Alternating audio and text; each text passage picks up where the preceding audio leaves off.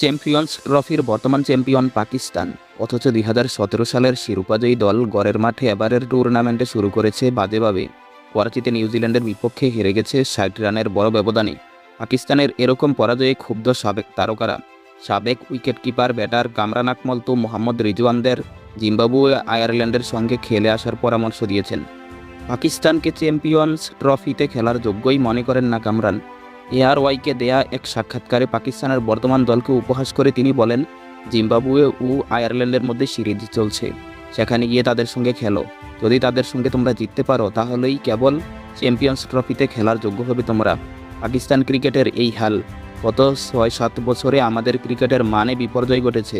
Champions ট্রফির উদ্বোধনী ম্যাচে প্রথমে ব্যাট করতে নেমে এক পর্যায়ে 73 রান তুলতেই 3 উইকেট হারিয়ে বসেছিল নিউজিল্যান্ড।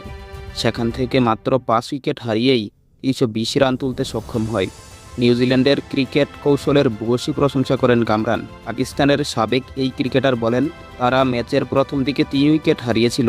তারা কত পরিপক্ক একবার দেখুন। তারা সময় নিয়েছে, স্ট্রাইক পরিবর্তন করেছে এবং যখন ম্যাচে নিয়ন্ত্রণ এসেছে তখনই মারমুখী হয়ে খেলেছে। একটা পরিপক্ক দল এরকমই খেলে। তারা সবসময়ই একটা বিকল্প পরিকল্পনা নিয়ে আসে। তাদের ব্যাটার রাচিন রবীন্দ্র ইনজুরিতে পড়ল এবং তার বিকল্প উইল ইয়ং সেঞ্চুরি করল।